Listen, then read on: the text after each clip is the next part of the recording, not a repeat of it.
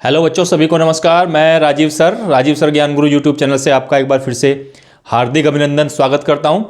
बच्चों, इससे पहले वाली वीडियो में हमने कार्बोलेमीन अभिक्रिया, इसके अलावा हमने राइमर-टीमैन अभिक्रिया, इसके अलावा फिर हमने क्लोरोफॉर्म का ऑक्सीकरण, ये हम ऑर्गेनिक केमिस्ट्री से वो टॉपिक लेने का प्रयास कर रहे हैं जो board exam 2024 and annual exam 2024 के लिए बड़े इंपॉर्टेंट टॉपिक रहने वाले हैं। तो आज का टॉपिक हमारा बड़ा इंपॉर्टेंट है नेमिंग रिएक्शन में ही। अगला टॉपिक हमने लिया है वुर्ट्ज अभिक्रिया।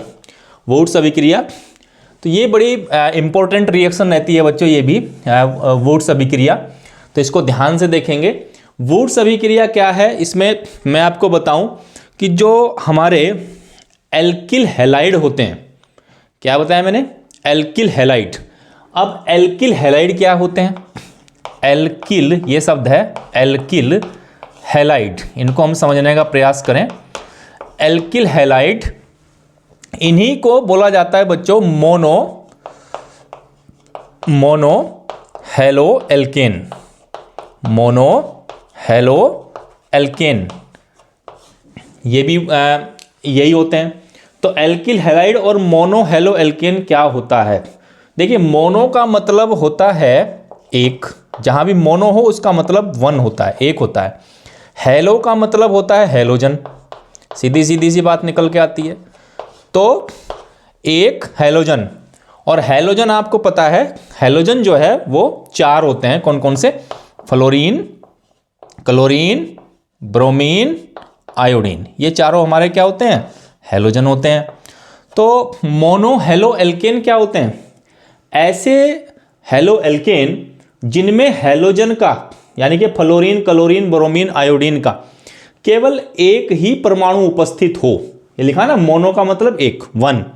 तो जहां फ्लोरीन, क्लोरीन, ब्रोमीन, आयोडीन, इनका परमाणु एक ही हो, उसके परमाणु की संख्या एक से अधिक नहीं हो, और किसके साथ हो? किसी एल्केन के साथ हो। किसके साथ हो? एल्केन के साथ। तो एल्केन के साथ अगर हम कोई एल्केन लेते हैं, सपोज दैट हम लेते हैं मेथेन CH4, और इसमें हम डालते हैं कौन? Chlorine Cl2। तो जब रिएक्शन करते हैं तो क्या आता है? CH3Cl प्लस क्या बचता है? HCl। इस प्रकार का एक कंपाउंड बनता है। तो यहाँ ये एल्केन है, ये हेलोजन है, और ये कंपाउंड दोनों को मिला करके बना। इसमें एल्केन भी है और इसमें हेलोजन भी है, लेकिन दोनों हैं, इसलिए ये हमारे क्या हैं? हेलो एल्केन तो हैं। लेकिन हेलो एल्केन में कौन से हेलो एल्केन होंगे? मोनो क्यों कह रहे हैं? क्योंकि यहां पर हेलोजन का केवल एक ही परमाणु है। तो अगर हम कहें CH3Cl, मोनो हेलो एल्केन है। CH3Br, ये भी मोनो हेलो एल्केन है। CH3I, ये भी मोनो हेलो एल्केन है। या हम लेते हैं बच्चों क्या? C2H5Cl, हम लेते हैं C2H5Br, हम लेते हैं C2H5I। तो ये सब को अगर हम ध्यान से देखें तो इनमें जो हेलोजन का परमाणु है वो कहीं ना कहीं एक ही बार आया है किसी एल्केन के साथ, तो इसलिए कहलाते हैं मोनो हेलो एल्केन। और जो मोनो हेलो एल्केन होते हैं उन्हीं को ही बोला जाता है एल्किल हैलाइड। और एल्किल हैलाइड्स के लिए जो जनरल फार्मूला होता है बच्चों, सामान्य सूत्र इनका, एल्किल हैलाइड का सामान्य सूत्र, जनरल फार्मूला, वो होता है बच्चों क्या? RX। क्या जनरल फार्मूला बताया गया है? RX। यहां पर जो X है, X अगर हम देखते हैं तो X यहां पर एक हेलोजन है। X क्या है वहां? यहां हेलोजन। और हेलोजन का मतलब मैंने आपको समझाया अभी कि भाई फ्लोरीन है, क्लोरीन है, ब्रोमीन है, आयोडीन है, ये X का मतलब होता है। और R जो होता है ये कोई एल्किल समूह होता है, एल्किल समूह। तो एल्किल समूह R क्या है? यहां लिख देता हूं, R है एल्किल समूह। और ये कौन कौन हो सकते हैं? जैसे आपका CH3 है या आपका C2H5 एक्सेट्रा। तो RX ये एक सामान्य सूत्र आपको याद रखना होगा। जो RX होता है ये हमारा एल्किल हैलाइड का एक सामान्य सूत्र होता है। इस सूत्र में रखे हुए जो भी फार्मूलेज हमें मिलते हैं, केमिकल फार्मूलेज मिलते हैं ऑर्गेनिक केमिस्ट्री में, वो सब हमारे एल्किल हैलाइड होते हैं। तो देखिए, यदि हम इस RX फार्मूले में इस RX फार्मूले का प्रयोग करें, जो सूत्र मैं आपको भी बता रहा था वही सूत्र हमारे पास आ जाते हैं। देखिए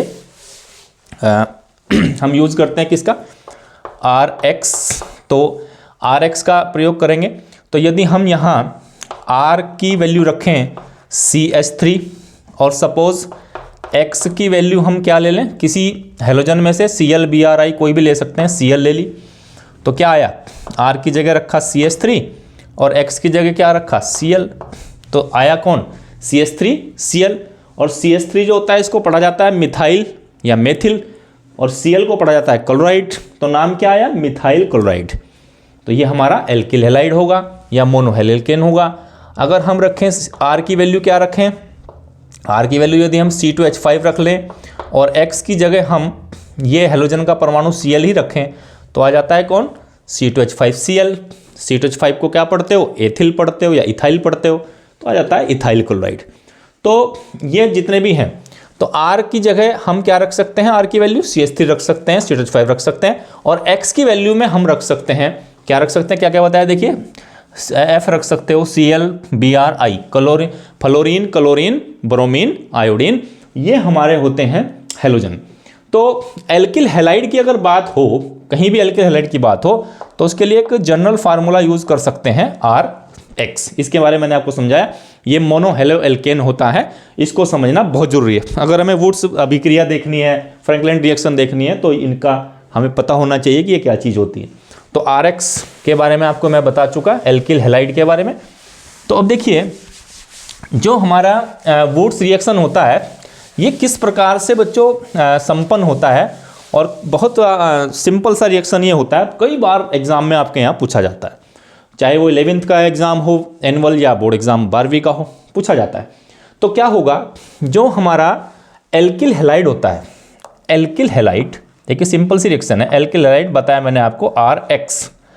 तो एल्किल हैलाइड के दो अणुओं को, एल्किल हैलाइड के दो अणुओं को यदि हम सोडियम धातु के टुकड़ों के साथ शुष्क ईथर की उपस्थिति में अभिक्रिया करवाएं, गर्म करें, क्या बताया मैंने, एल्किल हैलाइड के दो अणुओं को सोडियम के टुकड़ों के साथ शुष्क ईथर, ड्राई ईथर की उपस्थिति में, ड्राई ईथर का हम लेंगे, उसकी उपस्थिति में यदि हम उसको कराएं क्रिया, तो वहां पर कोई ना कोई एल्केन प्राप्त होती है। तो देखिए कैसे होगी। तो यहां हमने लिया, देखिए बच्चों RX, ये हमने एक यहां पर क्या ले लिया, एल्किल हैलाइड का एक अणु। इसमें हम इसको ऐसे रखें कि बीच में हम ले लें किसका, क्या ले लें, सोडियम धातु, जिसके साथ हमें क्रिया करनी है। दूसरा अणु फिर एल्किल हैलाइड का रख लें। तो देखिए इसको थोड़ा सा हम बदल के रखेंगे, कैसे, XR, ये भी वही है, क्या है ये, RX। तो ऐसा करने से क्या होता है, ऐसा करने से हमें रिएक्शन समझने में आसानी हो जाती है। और यहां पर हमें लिखना है ड्राई ईथर या शुष्क ईथर, इसकी प्रेजेंस में ये क्रिया होगी, शुष्क ईथर, ये हम लिख देंगे। अब देखिए, ये हम बिल्कुल साफ रूप से देख पा रहे हैं कि X जो है वो मैंने आपको बताया हेलोजन का परमाणु होता है, और हेलोजन में fluorine, chlorine, bromine, iodine, fluorine, chlorine, bromine, iodine में से कोई भी परमाणु हो, उनके ऊपर नेगेटिव चार्ज होता है। नेगेटिव चार्ज सब जानते हैं, नेगेटिव चार्ज होता है। और जो सोडियम है इसके ऊपर पॉजिटिव चार्ज होता है, यानी कि सोडियम के साथ दो नेगेटिव जुड़ना चाहते हैं। देखिए इधर से भी X और इधर से भी X, ये दोनों नेगेटिव इस सोडियम के साथ जुड़ना चाहते हैं, या ये कह लीजिए कि सोडियम जो है दोनों नेगेटिव को अपनी तरफ अट्रैक्ट करना चाहता है। लेकिन एक बात हमें और भी पता होनी चाहिए कि एक पॉजिटिव चार्जेबल पार्टिकल केवल एक नेगेटिव चार्जेबल पार्टिकल को ही अपनी ओर अट्रैक्ट कर सकता है, आकर्षित कर सकता है। तो अगर इस सोडियम को इन दोनों नेगेटिव चार्जेबल पार्टिकल, जो हमारा हेलोजन का एटम है, इसको अपनी तरफ अट्रैक्ट करना है, तो यहाँ पर सोडियम भी लेने पड़ेंगे, कितनी बार, 2 बार, यानी कि दो परमाणु यहाँ पर सोडियम के हमें लेने पड़ेंगे। तो अब देखिए ये 2 सोडियम हो गए और 2 ही यहाँ पर हेलोजन हो गए। तो ये दोनों को हम इस प्रकार से देख सकते हैं। ये जो बॉक्स मैं बना रहा हूँ ये ऐसे, ये ऐसे कुछ निकल जाता है, देखो 2 सोडियम और हेलोजन के दोनों परमाणु के साथ जुड़ करके बाहर निकल जाते हैं। तो क्या बना 2NaX। ये हमारा हो गया जो बीच वाला पोर्शन है 2NaX, ये हो गया। अब बच क्या गया, देखिए यहां बचा क्या, R, और इधर भी क्या बचा, सिंगल बॉन्ड R। तो R क्या था, एल्किल समूह। तो एल्किल समूह आपस में जुड़ जाते हैं और ये यहां पर हमारा सोडियम का हैलाइड यहां से बाहर हो जाता है। तो ये R सिंगल बॉन्ड R, ये क्या है, जो मेन प्रोडक्ट होता है वो हमारी होती है कौन, एल्केन। तो एल्केन का निर्माण यहां पर हो जाता है। अगर इस प्रकार की रिएक्शन हमारे पास है तो वो कहलाती है वुड्स रिएक्शन। तो आइए अब इसको देखते हैं। यदि हम यहां पर इसको हम कंपाउंड के रूप में इसको ढालना चाहें, अगर पेपर में आता है वुड्स रिएक्शन क्या है तो इतना आप लिख देंगे जैसे मैंने समझाया, तो इस पर आपको मार्क्स मिलेगा। लेकिन आप इसको देख सकते हैं दूसरे रूप में भी, जैसे फॉर एग्जाम्पल फर्स्ट, यदि हम यहाँ R जो हमारा एल्किल समूह है उसको हम क्या रखें, CH3। तो यहाँ हमने रखा CH3, और जो X है, X मतलब हेलोजन का परमाणु है, वो यहाँ पर आप Cl Bri कुछ भी रख सकते हैं। तो चलो हमने रखा यहाँ पर Cl यानी कि मेथिल क्लोराइड, प्लस यहाँ हमने लिए सोडियम के 2 परमाणु, और प्लस यहाँ भी क्योंकि 2 अणु लेने हैं, एल्किल हैलाइड 2 बार लेना, एक हमने यहाँ लिया, दूसरी हमने यहाँ लिया, तो यहाँ क्या कर लेंगे इसको Cl, और यहाँ आ जाएगा हमारा CH3। तो देखिए इस प्रकार से ये उसी प्रकार की रिएक्शन जैसे ऊपर लिखी गई है। तो यहाँ भी क्या लिखोगे बच्चों, ड्राई ईथर या शुष्क ईथर। तो क्या बना, बीच वाला पोर्शन जो ये बॉक्स में दिखता है क्या है, ये 2 सोडियम है और 2 सोडियम के साथ 2 क्लोरीन है, तो 2 क्लोरीन तो Cl। ये 2 से जब गुणा कर देते हैं यहाँ, तो ये जो मल्टीप्लाई है सोडियम में भी मानी जाती है और क्लोरीन में भी मानी जाती है। तो सोडियम के भी यहाँ 2 हो गए परमाणु और क्लोरीन के भी 2 हो गए, तो 2NaCl हो जाता है। प्लस अब देखिए क्या बचा, ये क्या बचा CH3, और वहाँ क्या बचा, वहाँ भी CH3। तो CH3 single bond CH3 single bond CH3, इसको आपने इस प्रकार भी लिख सकते हो इसको, या C कितनी बार आया बच्चों, 2 बार, तो C2, और H कितनी बार आया, 3 और 3 6 बार, H6, तो C2H6। इस नाम से आपको याद आता है कि C2H6 यानी कि CH3 सिंगल बॉन्ड CH3, ये होता है एथेन। और अभी मैंने आपको ऊपर बताया था कि कोई ना कोई एल्केन निर्मित होता है, तो एल्केन निर्मित हुआ कौन, एथेन। तो अगर आप यहाँ पर मेथिल क्लोराइड के 2 अणु लेते हैं सोडियम के टुकड़ों के साथ ड्राई ईथर की उपस्थिति में, तो निर्मित होता है हमारा कौन होगा, एथेन। आइए एक एग्जाम्पल और देख लेते हैं वुड्स रिएक्शन का, एग्जाम्पल नंबर 2। यदि हम इस बार क्या करते हैं, थोड़ा चेंज कर लेते हैं। यहाँ जो हमने मिथाइल लिया था, जब इसकी जगह हम ले लेंगे इथाइल, तो इथाइल लेंगे तो क्या आएगा C2H5, और Cl की जगह भी हमने क्या ले लिया, सपोज Br लिया, तो ये हो गया इथाइल ब्रोमाइड या एथिल ब्रोमाइड भी बोल सकते हो, या ब्रोमो एथेन, IUPAC में ब्रोमो एथेन। ऐसे ही CH3Cl का IUPAC नेमिंग क्या हो सकता है, क्लोरोमीथेन या 1 क्लोरोमीथेन। ऐसे ही ये 1 ब्रोमो इथेन हो जाएगा। तो यहाँ भी सेम प्रोसेस है। सोडियम के कितने टुकड़े होंगे बच्चे, कितने लेंगे, 2 बार सोडियम लेंगे, प्लस यहाँ क्या लेंगे Br, और यहाँ क्या होगा C2H5। तो यहाँ हमने लिया है C2H5, तो यहाँ भी C2H5 ही लेंगे। तो ये वही जो का तो प्रक्रिया हो जाएगी, ये 2 बार सोडियम 2 बार ब्रोमीन। जैसे क्लोरीन के ऊपर एक एक नेगेटिव चार्ज होता है, ऐसे ब्रोमीन के ऊपर भी एक एक नेगेटिव चार्ज होता है, तो एक नेगेटिव और 2 पॉजिटिव जुड़ जाएंगे। तो इस प्रकार से यहाँ क्या लिखोगे, सेम लिखोगे, ड्राई ईथर लिख देंगे।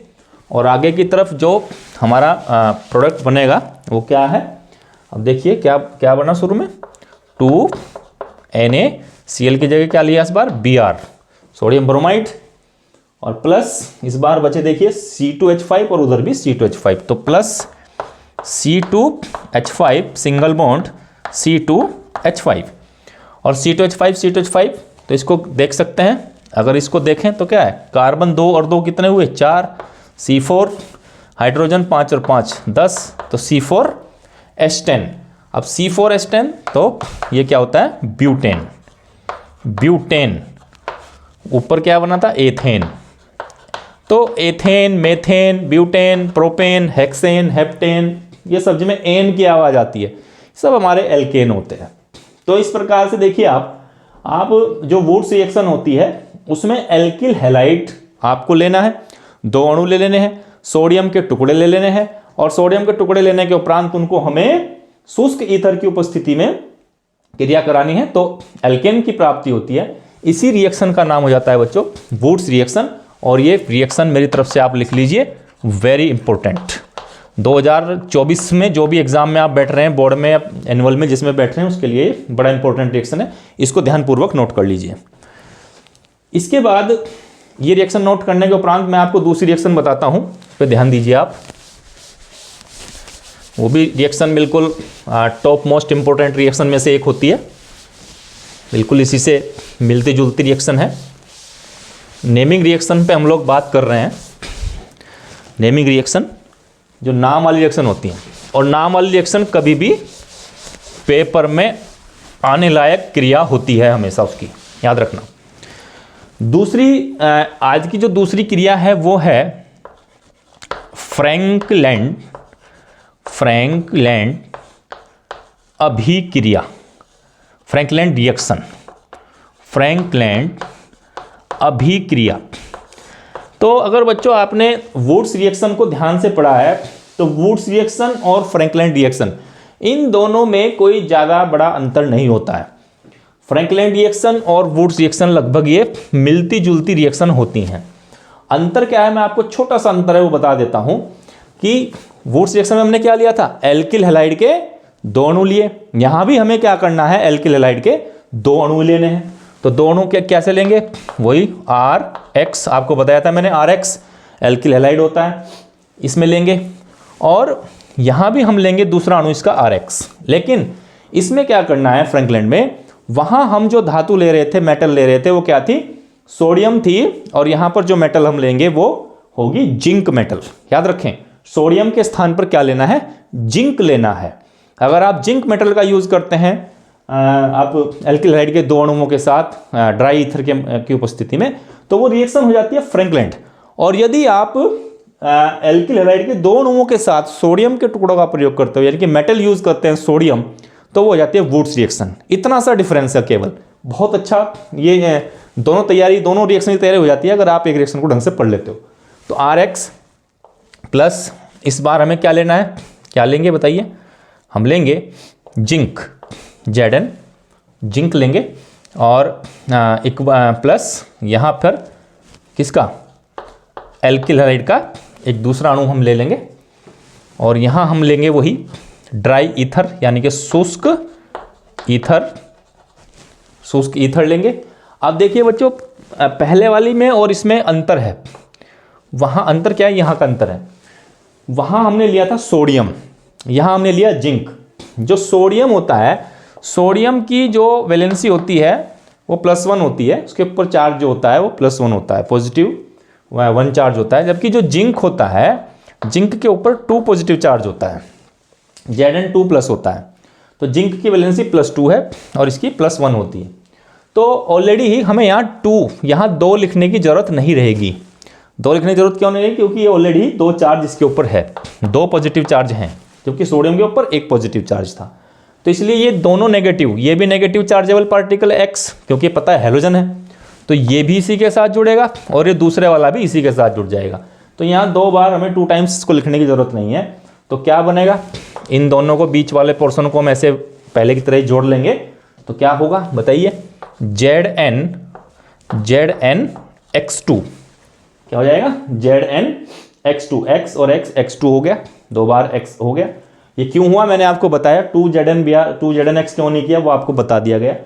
प्लस क्या बचा, यहाँ भी वही बचेगा, सेम टू सेम एल्केन ही बचेगा जो ऊपर वाली रिएक्शन में था, R सिंगल बॉन्ड R। तो इसको हम बोलते हैं क्या, एल्केन। तो एल्केन ही निर्मित होगी। देखिए बनने वाला प्रोडक्ट भी सेम है, और यहाँ एल्किल हैलाइड भी हम 2 अणु ऐसे ले रहे हैं, लेकिन अंतर क्या आया, वहाँ पर हमने ली थी कौन सी धातु, सोडियम, और यहाँ पर हमने धातु ली है जिंक। साथ में क्या बनता है हमारा, जिंक हैलाइड बन जाता है। तो लेकिन मेन प्रोडक्ट जो हमारा है वो कौन है, एल्केन ही है। तो इसको देखेंगे, इसको हम एग्जाम्पल के तौर पे देखते हैं। ये तो साधारण रिएक्शन हुई, सिंपल रिएक्शन, अगर पेपर में आती है ऐसे भी लिख के आए तो भी आपको मार्क्स मिलेगा, जैसे मैंने बताया। तो अब देखिए आर की जगह आप फॉर एग्जाम्पल आर की जगह हम क्या ले लेते हैं, वही चलो ले लेते हैं C2H5 है ना, एथिल। और X की जगह हमने लिया क्या, Br ले लिया, ethyl bromide plus Zn plus यहाँ क्या लेंगे Br, और यहाँ क्या ले लेंगे C2H5। तो इस प्रकार से, तो ये बीच वाला पोर्शन वही था हमारा जो हमने ऊपर देखा। इस प्रकार से इसको देख लेते हैं ऐसे। और यहाँ पर हमें क्या लिखना होता है, ड्राई ईथर। तो क्या बना, देख लिए क्या बना, ZnBr2 plus C2H5 single bond C2H5, ठीक है। तो C2H5 ये वही C4H10, और C4H10 का मतलब होता है ब्यूटेन। क्या नाम है, ब्यूटेन। ब्यूटेन इसका IUPAC नेमिंग ब्यूटेन। तो ये हमारा किसका अणु है, ये C2H5Br, ये इथाइल ब्रोमाइड होता है, एथिल ब्रोमाइड, ठीक है। एथिल ब्रोमाइड के कितने अणु लिए हमने 2 अणु लिए जिंक धातु के साथ। तो देखिए बड़ा सिंपल है, हमें अंतर मैंने आपको बार बार समझा दिया कि यदि आपको वुड्स रिएक्शन लेनी है तो वहां पर आपको एल्किल हैलाइड के 2 अणुओं के साथ रखना होगा कौन, सोडियम ड्राई ईथर के माध्यम में। जबकि यदि आपको फ्रैंकलैंड रिएक्शन लेना है तो उसमें आपको एल्किल हैलाइड के 2 अणुओं के साथ मेटल जो रखनी है वो रखनी है जिंक। लेकिन बनने वाला जो मेन प्रोडक्ट है वो दोनों में सेम बनता है, चाहे वो आपका वुड्स रिएक्शन हो चाहे आपका फ्रैंकलैंड रिएक्शन हो।